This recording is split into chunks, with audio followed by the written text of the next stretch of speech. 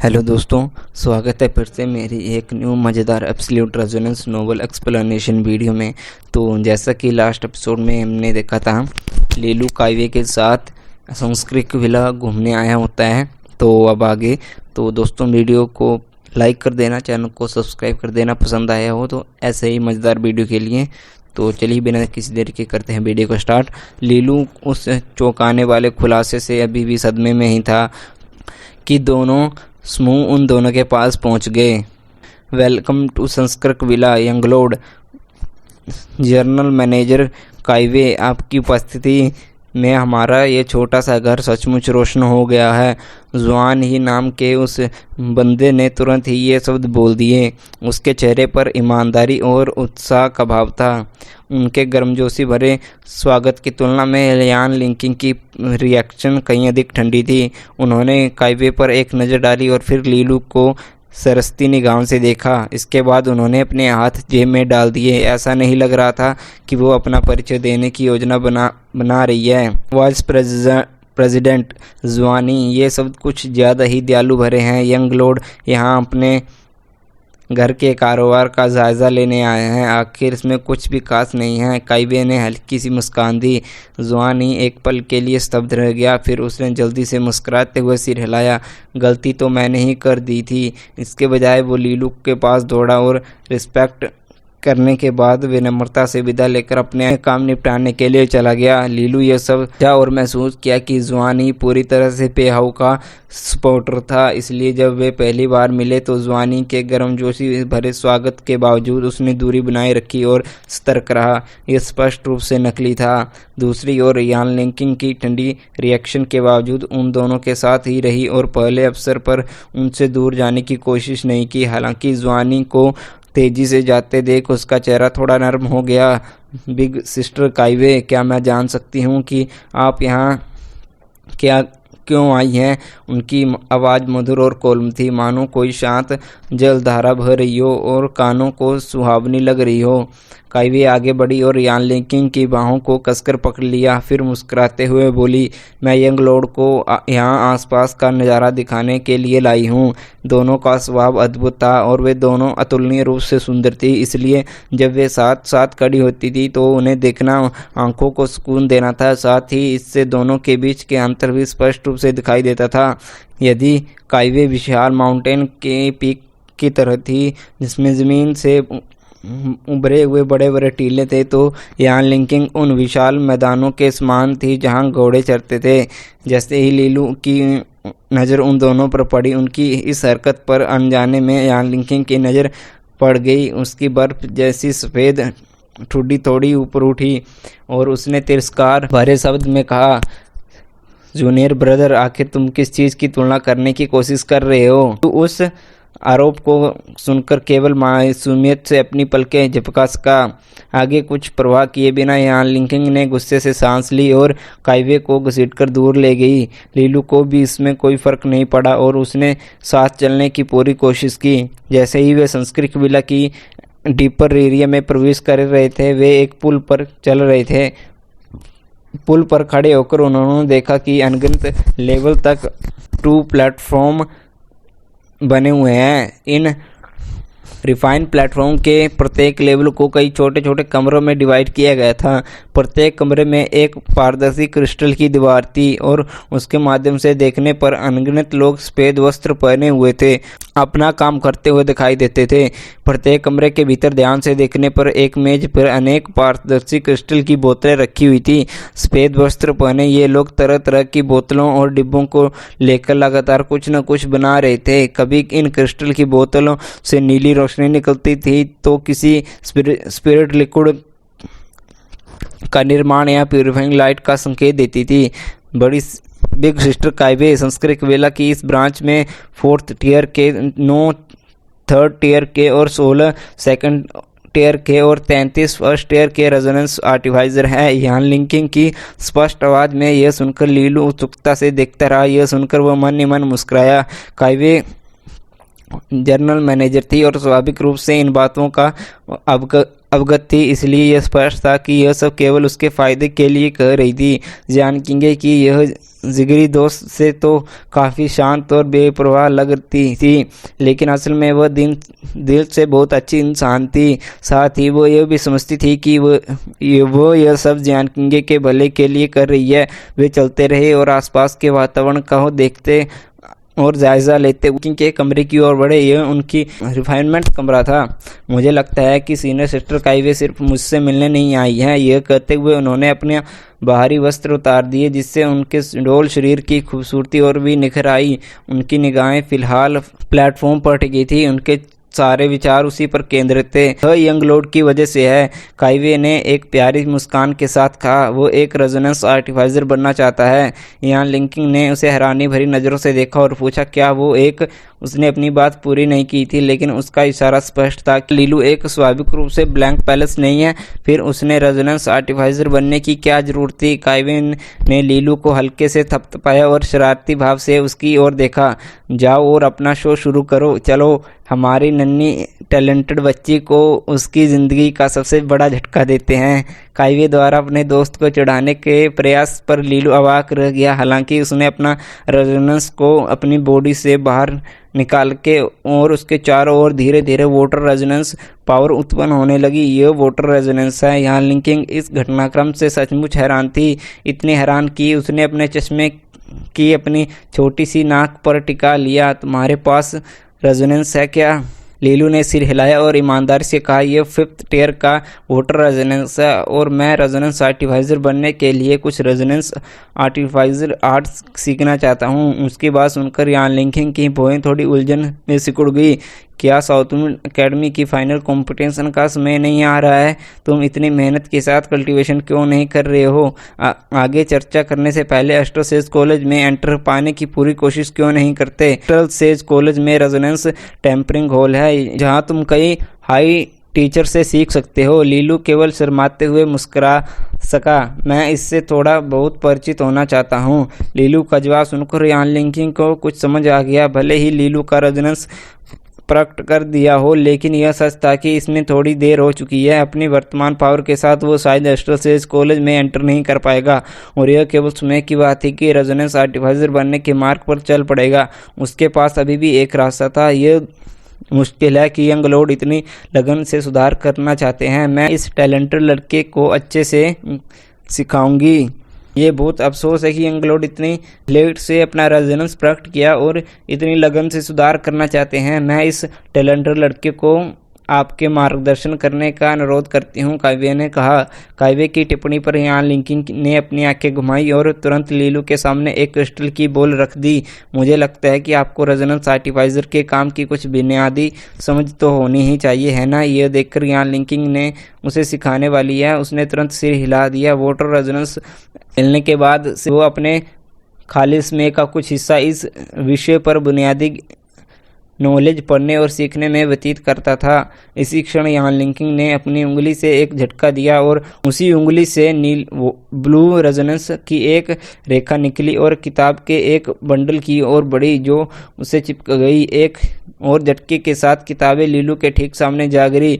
यह सब पढ़ो। लीलू ने ज़्यादा कुछ नहीं कहा, बिल्कुल तुरंत काम पर लग गया। मेज पर बैठ गया और विषय में गहराई में उतर गया। आप बैठ जाइए, मुझे कुछ काम करने हैं। लीलू को बिना किसी देरता और आज्ञाकारी रूप से पढ़ाने से में जुटते देख यान लिंकिंग ने काइवे से हल्के से कहा। इसके बाद वो अपने आवश्यक काम में लग गई। दूसरी ओर काइवे ने आलस से अंगड़ाई ली और बैठ गई और जल्दी ही सो गई। उस समय संस्कृत विला के अदर कमरे में यंग लॉर्ड और जनरल मैनेजर क्या कर रहे हैं? जुआनी अपनी सीट पर बैठे हुए सामने बैठे एक व्यक्ति से सवाल कर रहे थे। कुछ खास नहीं, वे टहलने गए थे और वाइस प्रेसिडेंट यान की कार्यशाला में वापस जाने से पहले आसपास की चीज़ों का जायजा कर रहे थे। उस व्यक्ति ने जवाब दिया। जुआनी ने सिर हिलाया। उनका करीब से पीछा करो। वे जिनसे भी मिले हैं उन पर नज़र रखो और इन लोगों पर ध्यान दो। अभी सबसे ज़रूरी है कि मैं इस ब्रांच का प्रेसिडेंट बनूं। इस बार सफल हो जाने पर मैं यहाँ लिंकिंग और उसके सभी लोगों को भगा दूंगा। उसमें सब कुछ मेरे नियंत्रण में होगा, समझे? जुआनी हाथ हिलाया और वो व्यक्ति पीछे हट गया। उसके चेहरे पर एक भयानक मुस्कान आ गई। जियान किंगे, क्या तुम्हें लगा कि तुम्हारे स्कूल की छोटी सी लड़की मुझे रोक पाएगी? सच बता दूं, तुम बस सपना देख रही हो। संस्कृत बिला की यह ब्रांच मेरी है, जुआनी की। लीलू ने जब सारी किताबें पढ़ ली तब वो 5 घंटे बीत चुके थे। उसने गहरी सांस ली और धीरे धीरे अपनी दुखती गर्दन को सहलाया। यान लिंकिंग और काइवे पूरे में उसके बगल में खुशी खुशी बातें कर रही थी। उसकी आवाज़ सुनकर वे रुक गई और उसकी तरफ देखने लगी। नॉट बैड, लगता है तुम काफ़ी अच्छे हो। यान लिंकिंग ने उदासीनता से उसका आलिंगन किया। लहजे के बावजूद ऐसा लग रहा था मानो वो लीलू के प्रदर्शन से काफ़ी संतुष्ट थी। एक रेजोनेंस आर्टिफाइजर के लिए धैर्य अत्यंत महत्वपूर्ण था। उन्हें अपने कौशल को निखारने के लिए अनगिनत बार विभिन्न सामग्रियों को तैयार करने और रिफाइन करने में समय और मेहनत लगानी पड़ती थी। साथ ही उन्हें सटीक होना और गलतियां न करना भी आवश्यक था। केवल इसी कारण से लंबे समय तक अभ्यास करना आवश्यक हो जाता था। यान लिंकिंग उठी और वर्क स्टेशन की ओर बढ़ी। फिर लीलू को पास आने का इशारा किया। वर्क स्टेशन के ऊपर कई क्रिस्टल की बोतलें रखी थी जो विभिन्न प्रकार की विचित्र सामग्रियों से भरी हुई थी। स्पिरिट लिक्विड का रिफाइन करना और प्यूरिफाइंग लाइट को शुद्ध करना, सबसे बुनियादी लेवल पर एक आर्ट का पालन करना है। इससे ये अन्य सामग्री अपनी अनोखी विशेषताओं के आधार पर पूरी तरह से मिल जाएंगी और प्यूरिफाइंग लाइट को दूर कर देंगी। फाइनल परिणाम ये रिफाइन क्रिस्टल होंगे। यान लिंकिंग ने नीले फूल से भरी एक क्रिस्टल की बोतल उठाई। फूल की सतह पर लगातार लहरों की तरह हिल रही थी और उसमें किसी प्रकार की ऊर्जा निकल रही थी। यह 3 पत्तियों वाला एलजी का फूल है। बोलते ही उसने अपने पतले कोमल हाथों से बोतल को हल्के से हिलाया और आश्चर्यजनक रूप से फूल पल भर में धूल में बदल गया। उसी टाइम लीलू ने यान लिंकिंग से निकलने वाले वाटर रेजोनेंस पावर को देखा, जिसे उसने सीधे क्रिस्टल की बोतल में डाला था और वो फूल के कणों के साथ मिल गई। रिफाइन की प्रक्रिया के दौरान हमें सामग्रियों का साथ मिलाने के लिए वाटर रेजोनेंस की आवश्यकता पड़ती है। इससे रिफाइनमेंट के दौरान हमें सामग्रियों को मिलाने के लिए वाटर रेजोनेंस पावर का उपयोग करना पड़ता है। इससे हमें इन वस्तुओं के अद्वितीय गुणों को बढ़ाने में मदद मिलती है। वाटर रेजोनेंस की तीव्रता के प्रति अत्यंत सावधानी बरतनी पड़ती है। बहुत अधिक होने पर यह सामग्री को नष्ट कर देगा और बहुत कम होने पर रिफाइनमेंट फेल हो जाएगी। वाटर रेजोनेंस क्रिस्टल की बोतल में लगातार जा रही थी और कुछ ही टाइम बाद देखा जा सकता था कि लिक्विड धीरे धीरे आपस में मिलकर एक ब्लू रंग का मटेरियल बन गया था। इसके तुरंत बाद यान लिंकिंग ने पूर्व निर्धारित रिस्ट्रिक्शन का पालन किया। उसने बड़ी कुशलता और सहजता से 10 से अधिक अन्य सामग्रियों को एक विशेष क्रम में मिलाया, जो इस विषय में उसकी प्रॉपर्टीज का परिणाम था। आधे घंटे बाद लिक्विड और तरल में आपस में मिल गए। हालांकि मामला इतना सरल नहीं था क्योंकि दोनों लिक्विड एक दूसरे को रोक कर रखे थे, यहाँ तक कि उबलने और विस्फोट होने की स्थिति तक पहुँच गए थे। आगे जो होता है वो फाइनल और सबसे महत्वपूर्ण स्टेज है। इन दोनों सामग्रियों को आपस में मिलाने के लिए एक विशेष प्रकार का पावर की आवश्यकता होती है। यह पावर अंततः स्पिरिट लिक्विड और प्यूरिफाइंग लाइट का मिलाना को प्रभावित करेगी। प्यूरिफाइंग लाइट की टेम्परिंग रेटिंग, यह पावर स्पिरिट लिक्विड और प्यूरिफाइंग लाइट की टेम्परिंग रेटिंग को प्रभावित करेंगी। यह रिफाइनमेंट का सबसे महत्वपूर्ण पहलू है। इस पावर को अक्सर वाटर एनर्जी या लाइट एनर्जी कहा जाता है। सरल शब्दों में यह तब प्राप्त होता है जब कोई व्यक्ति अपनी वाटर रेजोनेंस पावर का या लाइट रेजोनेंस पावर को अधिकतम सीमा तक इकट्ठा करता है। यान लिंकिंग ने फिर एक चतुर्भुज आकार का क्रिस्टल पत्थर निकाला जिसके नीचे एक क्रिस्टल जार लटका हुआ था। उसकी हथेली पर क्रिस्टल स्टोन को कसकर पकड़े हुए थे और उसमें ब्लू रेजोनेंस पावर का प्रवाह हो रहा था। स्टोन के कंपन से उसकी सतह के नीचे लहरें दिखाई दे रही थी। कुछ टाइम के बाद लीलू ने देखा कि स्टोन के तल में गहरे नीले रंग की एक बूंद धीरे धीरे टपक कर क्रिस्टल के जार में गिर रही थी। यह एक पॉलीमराइजेशन क्रिस्टल है। इसका उपयोग किसी की रेजोनेंस पावर को वाटर रेजोनेंस में इकट्ठा करने के लिए किया जाता है। यान लिंगिंग ने यह समझाते हुए वाटर ओरिजिन को उस क्रिस्टल की बोतल में डाला जिससे लिक्विड उबल रहे थे। इस टाइम एक अद्भुत दृश्य सामने आया और परस्पर विरोधी प्रतीत होने वाले लिक्विड आपस में पूरी तरह से गायब हो गए और फिर भीतर एक चमकदार ब्लू रोशनी निकली। यह एक ही प्रकार के स्पिरिट लिक्विड और का रिफाइन किया जाता है। लीलू ने ब्लू रोशनी बिखेरी हुए लिक्विड को घूरकर देखा और प्रशंसा से हाँ भरी, ये तो बस एक फर्स्ट टेयर का स्पिरिट लिक्विड है, इसलिए प्रक्रिया बेहद सरल है और इसमें कोई खास परेशानी नहीं है। यान लिंकिंग ने सहजता से कहा, आखिरकार वो एक फोर्थ टेयर की रेजोनेंस आर्टिफाइजर थी, इसलिए ऐसी प्रक्रिया वो चुटकियों में कर सकती थी। हालांकि लीलू इस बात से भली भांति अवगत था कि सब कुछ इतने आसानी से और सहजता से होने के बावजूद यह केवल अनगिनत असफलता निर्मित फाउंडेशन के कारण ही संभव हो पाया है। रेजोनेंस आर्टिफाइजर के मूलभूत समझ से रखने वाले व्यक्ति के रूप में वे भी इस बात को समझ सकता था। लीलू ने उस स्पिरिट लिक्विड को निहारते हुए सीधे पूछा, चूंकि वाटर रेजोनेंस और लाइट रेजोनेंस एक ही लिक्विड अंतिम भूमिका निभाने वाली क्षमता और प्यूरिफाइंग लाइट को निर्धारित कर सकते हैं, तो वाटर रेजोनेंस की गुणवत्ता को कौन निर्धारित करता है? यान लिंकिंग ने उदासीनता से उत्तर दिया, वाटर या लाइट रेजोनेंस की गुणवत्ता व्यक्ति के रेजोनेंस टेयर पर निर्भर करती है। रेजोनेंस टेयर जितना ऊंचा होगा या उत्पन्न स्पिरिट लिक्विड और प्यूरिफाइंग लाइट की गुणवत्ता उतनी ही बेहतर होगी। इसलिए हाई टेयर के वाटर या लाइट रेजोनेंस वाला व्यक्ति स्वाभाविक रूप से औसत व्यक्ति की तुलना में बेहतर रेजोनेंस आर्टिफाइजर बनेगा। उदाहरण के लिए, यदि यान लिंकिंग रेजोनेंस आर्टिफाइजर बन जाए तो उसके स्पिरिट लिक्विड और प्यूरिफाइंग लाइट की अधिकांश व्यक्तियों से कहीं अधिक होगी। यह दुख की बात है कि उसे इसमें बिल्कुल भी रुचि नहीं है। यहाँ तक कि रेजोनेंस आर्टिफाइजर के केंद्र में भी उसे बुनियादी बातें सीखने के लिए पूरे 1 साल तक विनती की, लेकिन कोई लाभ नहीं हुआ। लीलू ने सिर हिलाया। यान लिंकिंग के पास एक दुर्लभ 9th ग्रेड की लाइट रेजोनेंस पावर थी।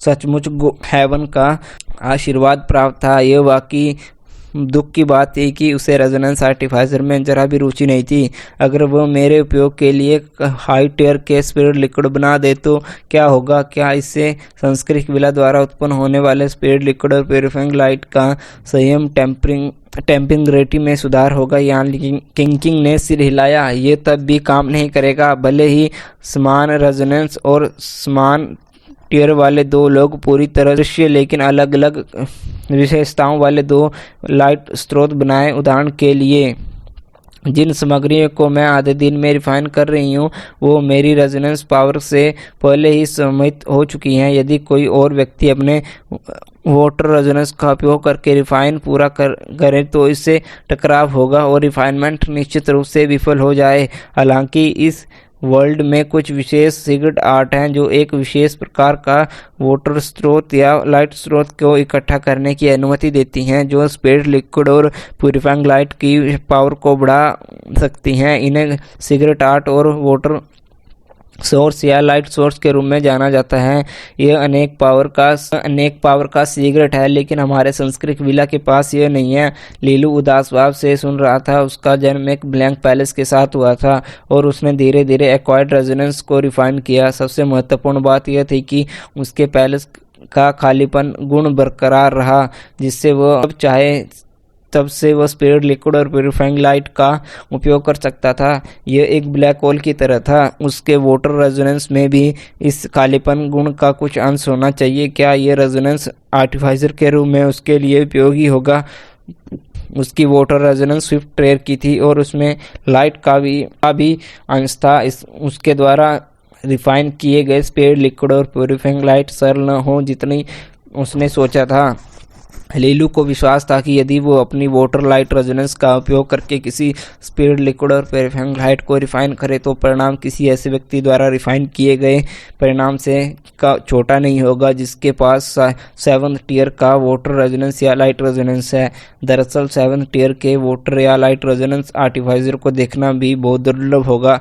सब बात यह थी कि कोई जल्दबाजी नहीं थी। एक बार वो रेजोनेंस आर्टिफाइजर बनने की अपनी शुरू कर दे तो वो प्रयोग के लिए अपना समय लेगा। लीलू अभी भी रेजोनेंस के लिए अनेक पहलुओं पर विचार कर रहा था कि यान लिंकिंग ने अपने चश्मे को पहुंचा। अगर तुम सचमुच रेजोनेंस आर्टिफाइजर बनना चाहते हो तो हर दिन जब भी फुर्सत मिले यहाँ आना, मैं तुम्हें बुनियादी बातें सिखाऊंगी और जब तुम स्वयं फर्स्ट टियर के रेजोनेंस आर्टिफाइजर या प्योरीफाइंग लाइट तैयार करने में सक्षम हो जाओगे तब तुम आखिरकार तौर पर फर्स्ट टियर के आर्टिफाइजर बन जाओगे। तो मैं इसके लिए सीनियर सिस्टर लिंकिंग को तहे दिल से धन्यवाद देना चाहता हूँ। आज से उसने अपना गोल हासिल कर लिया है और वो खुशी से मुस्कुराए बिना नहीं रह सका।